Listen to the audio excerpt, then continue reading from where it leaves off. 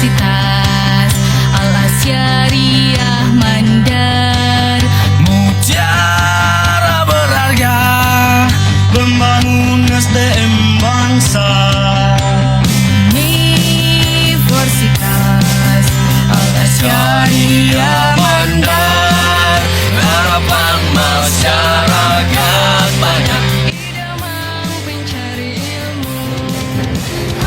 Assalamualaikum warahmatullahi wabarakatuh. Salam sejahtera, Om Swastiastu, salam kebajikan. Puji syukur alhamdulillah dengan segala rahmat yang Maha Kuasa, saya masih diberikan kesempatan untuk membuat sebuah video pembelajaran yang merupakan salah satu persyaratan untuk penilaian pada PDD UKTP Cerdos tahun 2026. Nama saya Muhammad Yusuf Yunus SPD MPD dengan nomor induk dosen nasional 09 04 10 8903 dan NUPTK 533 67 67 668 13 0302. Saya merupakan dosen tetap di Universitas Al-Asyariah Mandar pada Fakultas Keguruan dan Ilmu Pendidikan di program studi Pendidikan Bahasa Indonesia. Adapun mata kuliah yang saya ampu ialah mata kuliah Teori Belajar Bahasa dengan bobot 2 SKS pada mahasiswa semester 3 dengan kode mata kuliah B415 D23. Jumlah pertemuan dalam mata kuliah ini ialah 16 pertemuan yang meliputi dari 14 perkuliahan komponen pengajaran materi, sementara 2 diantaranya adalah untuk perkuliahan ujian tengah semester dan ujian akhir semester. Pada materi ini merupakan pertemuan yang ke-11. Konsep mata kuliah ini meliputi terkait bagaimana mahasiswa itu mampu memahami secara mendalam terkait teori-teori belajar yang akan digunakan di kelas. Mengingat program studi yang saya ajarin adalah program studi pendidikan calon seorang guru, tentunya bekal untuk mengetahui tentang teori belajar sangat diperlukan demi terciptanya seorang pendidik yang kompetitif nantinya. Harapan pada akhir perkuliahan nantinya tentu mahasiswa itu diberikan sebuah penguatan dalam bentuk demonstrasi lapangan.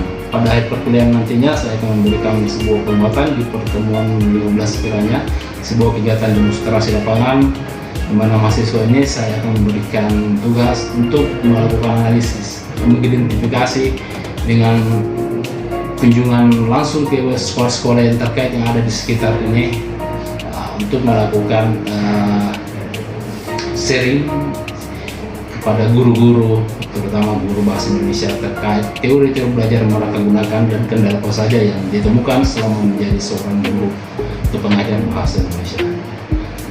Capaian pembelajaran lulusan pada mata kuliah saya ini menggunakan 4 CPL, diantaranya CPL 3, CPL 8, CPL 11, dan CPL 12. Sementara CPMK atau capaian pembelajaran mata kuliah di antaranya CPMK pertama, mahasiswa dapat memahami konsep dasar teori belajar. CPMK 2, mahasiswa dapat menganalisis teori-teori belajar. CPMK 3, mahasiswa dapat menganalisis faktor-faktor yang mempengaruhi belajar dan hasil belajar. Sementara CPMK 4 adalah mahasiswa dapat menganalisis strategi belajar yang efektif, dan CPMK 5 adalah mahasiswa dapat memahami peran teknologi di dalam proses belajar sebagai penunjang kegiatan tersebut. Sementara CPMK yang terakhir adalah CPMK 6, mahasiswa dapat menganalisis strategi pembelajaran yang inovatif. Komponen pembelajaran yang saya gunakan di sini ada 3, yakni delivery, interaktif atau interaction, dan assessment. Delivery yang saya maksudkan di sini adalah penyajian RPS yang nantinya akan diakses oleh seluruh mahasiswa melalui LMS Universitas Al-Hasyani Mandar, dan saya kemudian kombinasikan dengan beberapa media bantu ajar seperti Google Classroom dan beberapa media pembelajaran yang lagi. Interaksi dalam pembelajaran saya menggunakan komunikasi dua arah, diskusi tanya jawab, elaborasi, dan refleksi bersama. Sementara dalam bentuk asesmen atau penilaian menggunakan dua bentuk asesmen. Satu asesmen formatif yang meliputi nilai tugas, penilaian sikap, dan peran siswa di dalam pembelajaran langsung. Sementara asesmen sumatif ialah untuk nilai ujian tengah semester dan ujian akhir semester. Model pembelajaran yang saya gunakan di sini ada beberapa model pembelajaran, tapi penekanan pada video yang akan saya sajikan di pertemuan ke-11 nantinya adalah model pembelajaran yang bersifat experiential learning. Sementara model-model yang lain yang saya gunakan ialah ada model project based learning dan discovery learning. Metode yang saya gaungkan dengan model pembelajaran tersebut diantaranya presentasi interaktif, kolaborasi kelompok, presentasi diskusi. Selain itu, untuk mencapai luaran yang inovatif dan dapat menjadi luaran yang kompetitif nantinya, tentunya pada kegiatan demonstrasi lapangan di pertemuan akhirnya nanti ini sangat diharapkan untuk menjadi substansi penilaian kepada mahasiswa tersebut. Sementara referensi yang saya gunakan dalam perkuliahan ini buku bahan ajar dan beberapa filsuf atau penulis, serta beberapa referensi artikel jurnal, termasuk dari artikel saya sendiri dan artikel pada jurnal-jurnal yang lain yang tentunya bersifat terupdate atau terbaru yang relevan dengan materi-materi pada perkuliahan saya. Untuk lebih jelasnya, mari kita saksikan bersama video pengajaran yang saya lakukan di kelas pada pertemuan ke-11 dengan pokok materi yakni teori operan kondisi yang dipopulerkan oleh Bruce Frederick Skinner. Selamat siang semuanya.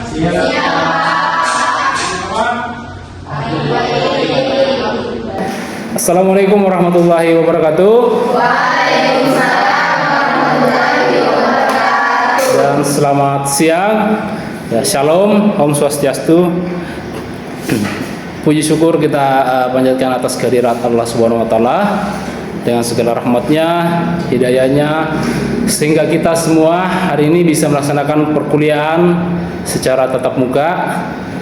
Ya, yang insya Allah akan dilaksanakan dengan sistem inquiry pada hari ini. Serta salam dan selawat terkhusus untuk umat Islam semoga tetap selalu tercurah kepada baginda Rasulullah Muhammad SAW sebagai utusan rahmatan lil alamin. Nah, hari ini pertemuan keberapa sekarang? Pertemuan ke-11 ya? Iya, Pak. Oke, pertemuan ke-11. Saya flashback dulu ke pertemuan sebelumnya ya. Teori belajar bahasa itu kan ada beberapa kajian materinya yang pernah sudah kita bahas sama-sama. Di antaranya adalah teori belajar konstruktivistik, ada struktur, dan ada behavioris atau behaviorisme. Ya, kata lainnya juga biasa disebut dengan behavioristik. Saya mau tes dulu. Silakan diperhatikan di atas ya. Di atas ini saya kutip dari pandangan seorang filsuf namanya Bruce Frederick Skinner. Ya. Beliau mengatakan bahwa teori behaviorisme merupakan salah satu bidang kajian psikologi eksperimental yang kemudian diadopsi oleh dunia pendidikan. Ini sejalan yang saya katakan tadi bahwa ilmu behaviorisme sebenarnya adalah ilmu dasar dari pengembangan studi psikologi yang kemudian digaungkan dengan media pendidikan, digaungkan dalam lingkungan pendidikan dengan harapan guru ini bisa memberikan sebuah peran sebagai perangsang kepada siswa agar di dalam kelas nantinya itu bisa terjadi peningkatan pada saat proses perkuliahan. Kemudian Skinner mengatakan bahwa behaviorisme merupakan suatu pandangan teoritis yang beranggapan bahwa pokok persoalan psikologi adalah pada tingkah laku tanpa mengaitkan konsepsi-konsepsi mengenai kesadaran. Bagaimana yang dimaksudkan dengan sebuah konsepsi mengenai kesadaran? Ada yang bisa memberikan tanggapan kira-kira? Persoalan psikologi yang ketika dikaitkan dengan konsepsi mengenai kesadaran itu bagaimana yang dimaksud? Kalau orang masuk sekolah sadar atau tidak? Sadar. Apa? Kalau orang yang tidak sekolah sadar atau tidak? Sadar. Sekarang misalnya kalian masuk di Universitas Al-Azhar Mandar ini mengambil program studi pendidikan bahasa Indonesia, itu sadar atau tidak? Sadar. Mau sendiri atau tidak? Yakin? Siapa di sini yang masuk mengambil jurusan pendidikan bahasa Indonesia bukan kemauan? Mungkin dari orang tua atau saudara atau tetangga? Ada. Gimana? Kalau sebetulnya sebenarnya mau pilih jurusan apa? Jadi begini ya, kesadaran yang dimaksud dengan konsep kesadaran psikologi ini adalah ini sama halnya ketika seseorang yang mengambil studi perkuliahan yang sebenarnya bukan sesuai dengan minatnya dia. Kenapa saya katakan konsepsinya seperti itu adalah bahwa dari hal itu diharapkan sebuah stimulasi. Kalau dia masuk belajar, masuk ke kampus, karena bukan minat yang dia inginkan, yang sebenarnya kayak ST tadi yang punya dia mengambil jurusan teknik, kemudian karena saran dari orang tua dia mengambil jurusan pendidikan bahasa Indonesia, terus persoalannya nantinya adalah bagaimana dia kira-kira bisa menjadi seorang mahasiswa yang aktif. Maka dia membutuhkan sebuah stimulasi atau membutuhkan sebuah rangsangan. Di halaman di baris ketiga di sini dijelaskan bahwa teori behaviorisme itu adalah belajar ketika tingkah laku sebagai akibat dari adanya interaksi antara stimulus dan respon. Ya. Sampai di sini kira-kira ada yang mau bertanya kira-kira? Ada yang mau bertanya? Herano mungkin mau bertanya? Ya. Atau Robin? Ada yang mau bertanya kira-kira? Ya silakan Robin, saya. Pertanyaannya, baik, terima kasih atas apa yang diberikan oleh Pak. Jadi pertanyaan saya itu juga sebenarnya tentang proses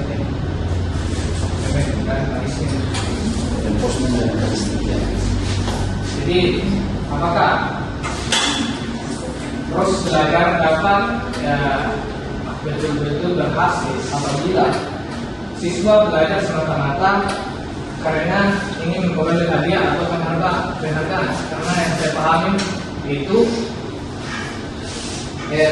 tujuan utama pembelajaran itu yaitu membantu suatu pemahaman, keterampilan dan motivasi tentunya. Itu saya.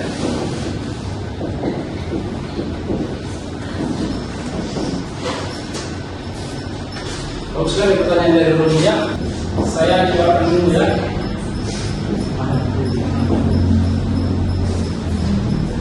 Ini pandangan Bruce Frederick Skinner.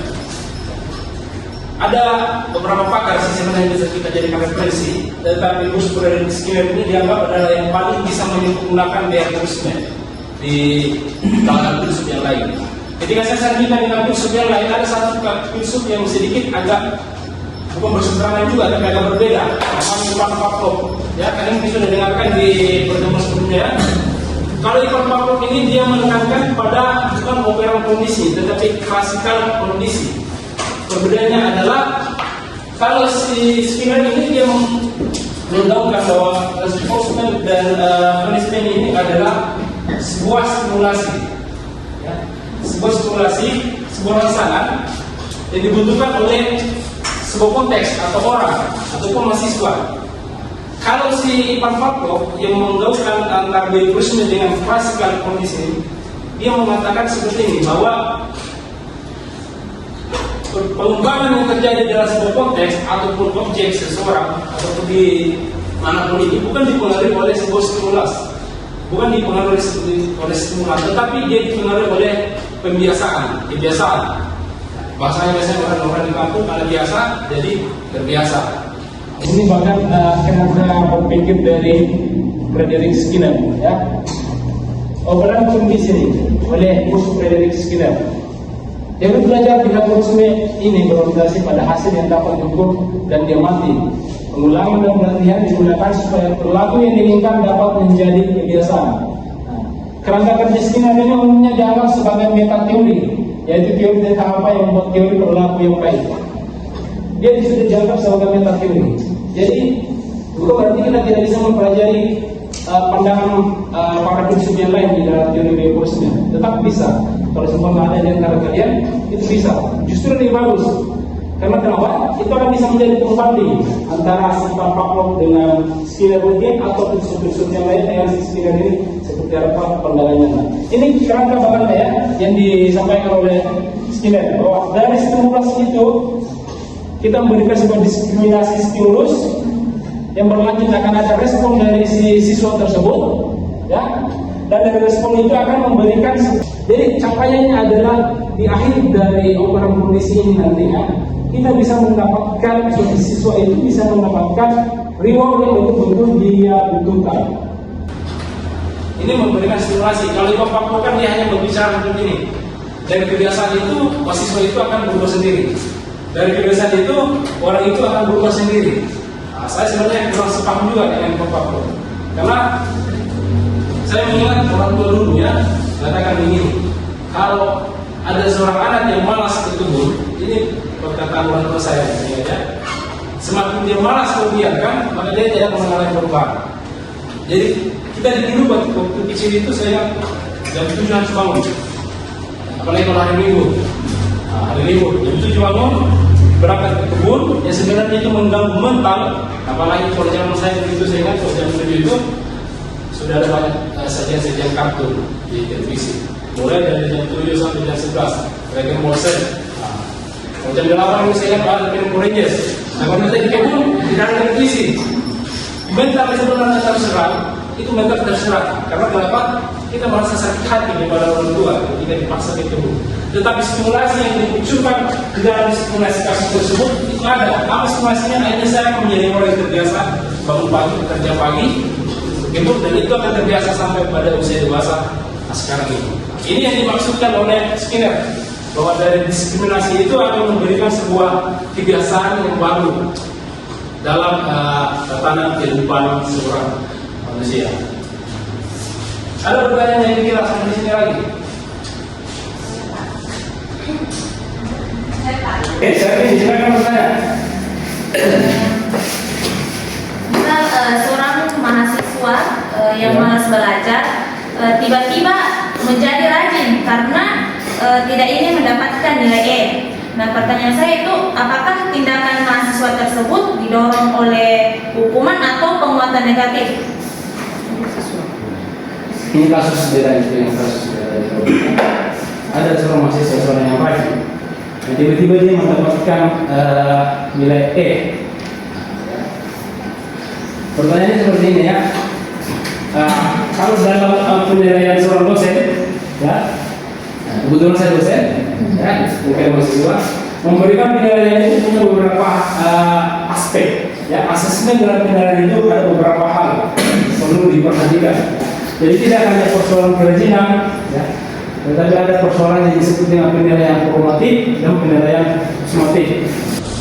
Ini kalau dalam bentuknya formatif, dia dimaksud di sini adalah mulai dari nilai tugas harian, ya, nilai kedisiplinan, sikap. Ya. Kemudian nilai sumatif itu adalah UTS dan UAS. Kita kaitkan dengan pertanyaan saya ini, bagaimana menangani kasusnya seperti itu, Pak? Sebenarnya dia sudah rajin, tetapi sebenarnya masih mendapatkan nilai E. Berarti kalau kita gaungkan dengan teori Skinner ini, dia masih membutuhkan sebuah stimulus, ya, stimulan. Dia memberikan sebuah rangsangan. Nah, sekarang kita libatkan masukan dalam kasus ini. Kalau saya memberikan dia sebuah reinforcement positif, patut atau tidak? Dia rajin tapi dapat nilai E. Bisa tidak? Tidak bisa ya?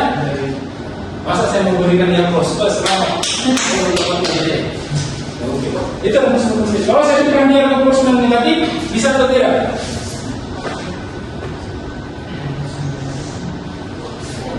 Reinforcement negatif itu adalah seperti yang saya ceritakan tadi ya. Saya memberikan sebuah hukuman, orang tua memberikan hukuman mental kepada saya untuk berangkat menuju di kebun dengan mengabaikan kebiasaan saya menonton film kartun, tetapi di dalamnya sebenarnya sudah ada stimulasi yang terjadi bahwa saya akan menjadi orang yang terbiasa bangun pagi, bekerja pagi. Nah sekarang kalau masih seperti itu bisa tidak diberikan reinforcement negatif? Kalau masih dijelaskan saya tadi, bisa tidak? Orang rajin tapi dapat nilai E. Bisa ya? Bisa. Caranya bagaimana? Orang rajin dapat nilai E. Sikapnya itu salah satu bentuk reinforcement negatif. Sudah bisa dipahami kira-kira? Sekarang saya mau memberikan informasi sedikit. Ya, saya mau bertanya pada kalian semua. Pertanyaan ini terkait dengan materi kita di pertemuan sebelumnya ya. Di pertemuan sebelumnya saya sudah menjelaskan ya bagaimana cara menganalisa, mengidentifikasi sebuah perlakuan di dalam tindakan pembelajaran tersebut agar kita bisa memberikan sebuah stimulasi yang tepat. Pertemuan sebelumnya saya sudah berikan 5 langkah-langkah. Ada yang kira-kira yang bisa menjelaskan apa langkah-langkah dalam menganalisis perlakuan tersebut dari 5 itu? Siapa yang masih ingat? Oke, silakan coba Australia. Langkah-langkah praktis itu untuk menganalisis prakondisi perilaku. Kalau berdasarkan teori scanner itu yang pertama itu definisikan perilaku target, di mana tentukan secara spesifik perilaku yang ingin dianalisis atau diubah. Pastikan perilaku tersebut itu dapat diamati dan diukur. Nah, misalnya seperti frekuensi siswa berbicara tanpa izin, durasi anak menyelesaikan tugas atau intensitas merajuk. Kemudian yang kedua itu ada analisis antecedent, yaitu perilaku faktor lingkungan atau situasi yang memicu munculnya perilaku tersebut. Kemudian langkah ketiga itu ada analisis konsekuensi, evaluasi dampak atau respon lingkungan yang terjadi tepat setelah perilaku muncul. Kemudian dampaknya itu ada 4 prinsip. Yang pertama itu pengaruh positif, di mana perilaku meningkat karena adanya pemberian stimulus yang menyenangkan. Contohnya itu seperti memberikan ujian atau hadiah. Kemudian prinsip kedua itu ada penguatan negatif, yaitu perilaku meningkatkan karena adanya penghilangan stimulus yang baik, yang tidak menyenangkan. Contohnya itu seperti memberikan tugas tambahan. Kemudian prinsip ketiga itu ada hubungan positif atau perilaku menurun karena memberikan stimulus yang tidak menyenangkan. Yang keempat itu ada hubungan negatif. Kemudian yang keempat itu ada tentukan fungsi perilaku. Oke, sampai di situ dulu. Ya. Saya katakan dulu sampai itu. Ada tadi saya garis bawahi dari Norwegia bahwa cabut tuntutan hak istimewanya. Ya. Ini yang perlu kita hati-hati dari seorang guru. Ya. Ini sifatnya yang disebut dengan punishment positif. Sanksi tetapi bersifat positif. Karena kenapa? Kita harus mengetahui kondisi konteks kebiasaan yang kita mencabut dalam tuntutan hak anak si tersebut. Yang sampai itu hal yang terlalu sensitif. Jadi sekalipun ada teori dari segi yang berpendapat bahwa punishment positif itu dibutuhkan, tetapi yang perlu digarisbawahi seperti dikatakan tadi oleh Norwegia bahwa dalam mencabut hak istimewa anak tersebut itu harus diperhatikan ya sama. Kita harus punya kemampuan identifikasi, analisa yang benar tentang si orang tersebut, si siswa tersebut, seperti itu. Baik, saya kira seputar pertemuan kita hari ini tentang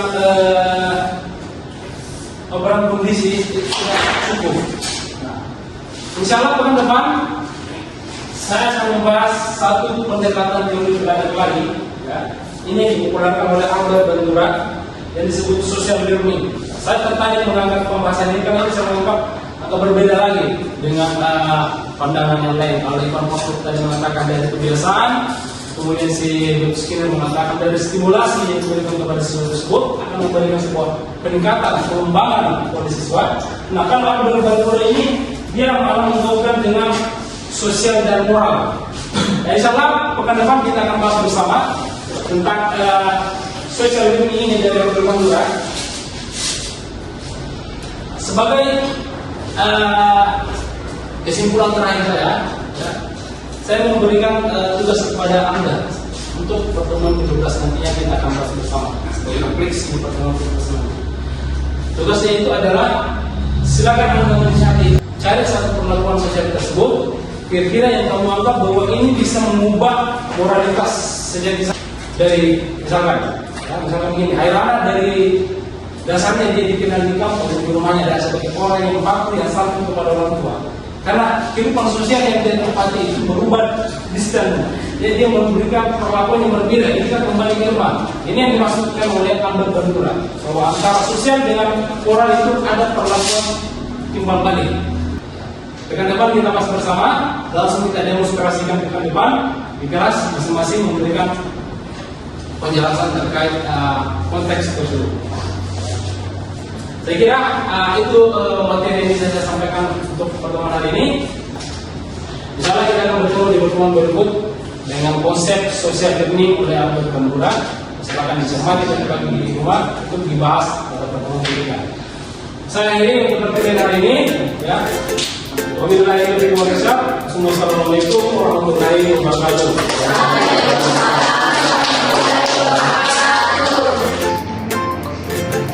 Demikianlah video pembelajaran yang telah saya sajikan. Semoga ini bisa menjadi nilai tersendiri dan juga menjadi evaluasi untuk diri saya sendiri dalam mengembangkan diri sebagai seorang pengajar. Terima kasih. Wabillahi taufiq wal hidayah. Assalamualaikum warahmatullahi wabarakatuh.